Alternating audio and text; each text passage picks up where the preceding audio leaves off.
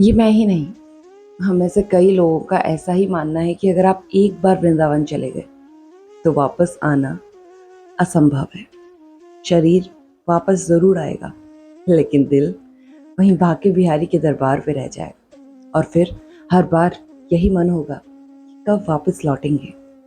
आज का ये सत्य प्रसंग वेस्ट बंगाल की दार्जिलिंग की बागडोगरा की रहने वाली कमला प्रधान जी का। कमला जी बताती हैं, बचपन से ही राधा कृष्ण कृष्ण राधा की अनन्य भक्त रही और वृंदावन जाने का बहुत मन था। जितना सुनती रही उतना ही विश्वास प्रगाढ़ हुआ और इच्छा भी दृढ़ हुई। अब एज, परिवार, देखते देखते उम्र निकलती गई। एक अधेड़ उम्र का पड़ाव आया जहाँ पे उनकी बेटी की दिल्ली में नौकरी लगी। अब उनका मन था कि हाँ, मैं वृंदावन जाऊं, लेकिन भीड़ से बहुत डरती थी। भीड़ में जाने से ही भी उन्हें घबराहट होने लगती थी।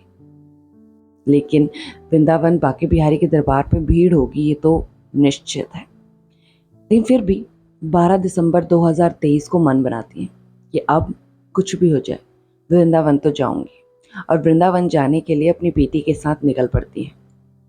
जब बांके बिहारी के दरबार में पहुंचने ही वाली होती हैं कि देखते हैं कि कुंज की गलियों में खचाखच भीड़ भरी हुई है और प्रसाद माला अपनी बेटी को देती हैं और कहती हैं कि तुम जाकर चढ़ाओ, मैं यहीं पर रुकती हूँ।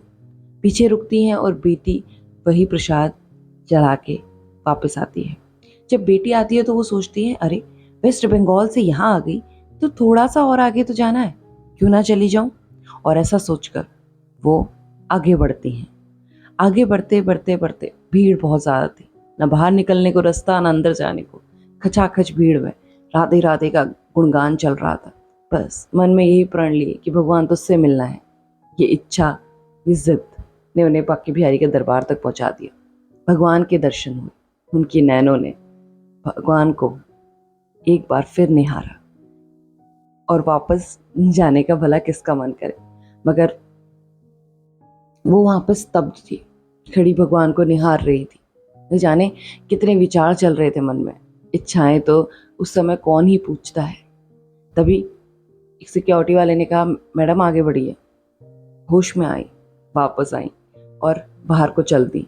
जब वो गेट से बाहर गई तो उन्हें याद आया कि उनके हाथ में एक लाल रंग की पोटली है, जिसमें उन्होंने थोड़े बहुत पैसे इकट्ठे किए हैं लाल जी के दरबार पे चढ़ाने के लिए।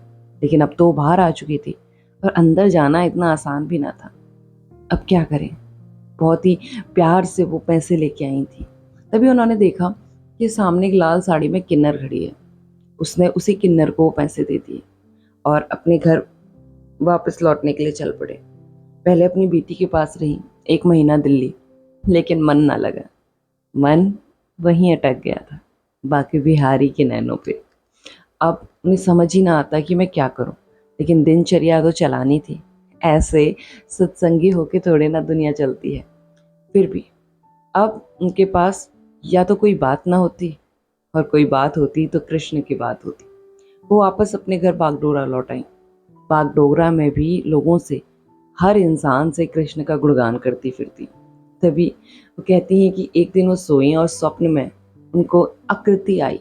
कह तो नहीं सकती कि वो कृष्ण थे कि नहीं, लेकिन आकृति जरूर थी।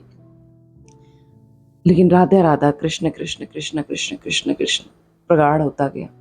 एक दिन उन्हें साक्षात बांके बिहारी ने दर्शन दिए और कहा, जो तुम्हारी लाल पोटली थी ना, वो मुझे मिल गई है।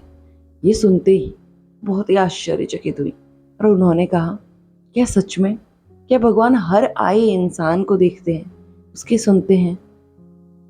तो हाँ, भगवान हमारे लिए चाहे वो लाखों की भीड़ है, मगर भगवान के तो सारे ही अनन्य भक्त हैं। भगवान हर किसी दुखियारे का दुख और इच्छावान की इच्छा सुनते हैं और उन्हें पूर्ण भी करते हैं, अगर प्रारब्ध बीच में ना आए तो आज का ये सत्य प्रसंग इन्हीं का था, जो बागडोगरा की रहने वाली है। उन्होंने बताया कि उनने भगवान को साक्षात महसूस किया और इससे ज़्यादा प्रसन्नता उन्हें कभी नहीं हुई। आज का ये सत्य प्रसंग यहीं तक। आशा करती हूँ आपको पसंद आया होगा, और अगर हाँ तो लाइक कमेंट एंड सब्सक्राइब।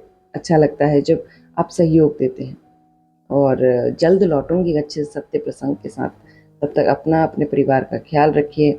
लगे रहिए लड्डू गोपाल की भक्ति में। कमेंट में लिखते हुए जाइएगा। श्री कृष्णा, राधे राधे।